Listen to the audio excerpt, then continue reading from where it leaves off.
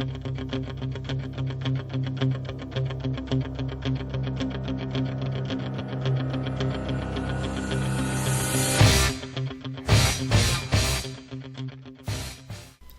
response to the fourth threat of violence in as many days, Mexico school officials called for an assembly Wednesday morning.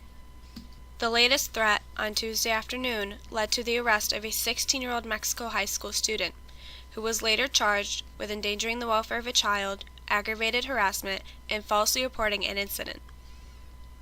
The student posted to Snapchat a picture where another student was holding a gun with the caption, "Next school shooter."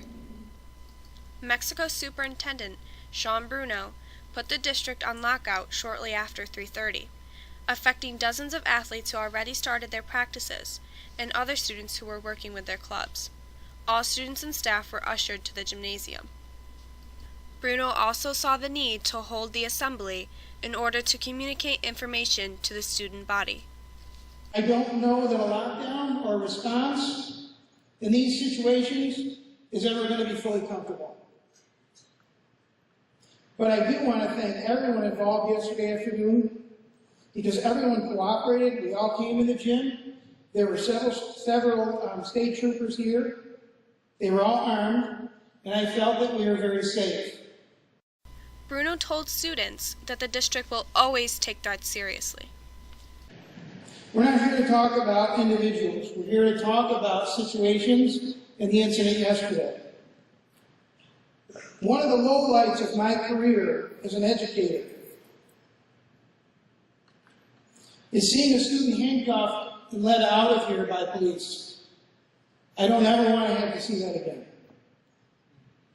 I don't ever want to have to put students and staff that are here in a fearful situation and have them wonder what's going on. The superintendent said that these threats also mandate a law enforcement response. Oswego County District Attorney Greg Oakes leads that response on and also spoke to students. We don't have the luxury to say, oh, it was so-and-so, oh, don't worry about it, oh, it was a prank. We can never, ever know truly what's happening in one's own mind.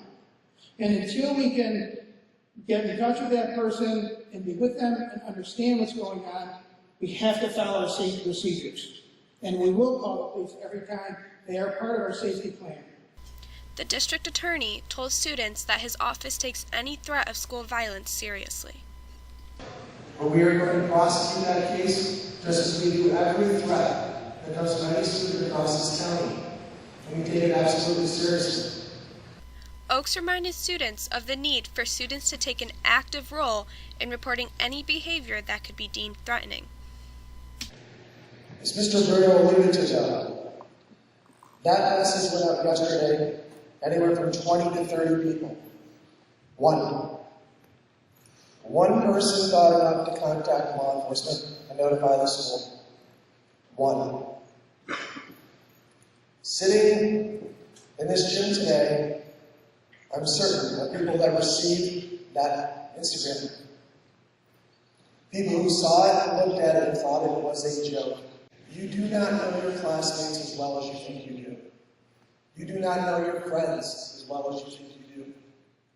You have no idea what anybody's thinking at any given time. You have no idea what they're actually capable of doing, what they have access to. The district attorney also said that there are other consequences to these threats, including spreading law enforcement thin. Again, when these activities occur and when these threats come in, we respond. What I can tell you is, every time we respond to a potential threat at a school, it diverts or takes away resources from across the county. There are a limited number of police officers in the county at any given time. And again, we can always call on more people to respond, but if troopers are here, if you have several troopers here, and deputies here, or in other buildings across the district, that means they're not out patrolling. Oakes also shared his impressions on the national movement sparked by young people following the Parkland shooting. On a personal note, I have been very inspired by the students in Parkland, by the students across this country who have stood up to say we need to be safe. And whether that's through petitions, or through marches, or going to social media, or on news, I've been so impressed by the teenagers. He finished by encouraging students to share their insight on this issue with his office. You're the ones that are in school, you're the ones that are experiencing it day to day. Your voices, your insight are important. Bruno finished the assembly by reminding students that the high school, as well as all other district schools, remain and will remain safe. For Eye on the Tigers News, I'm Bianca Burrows.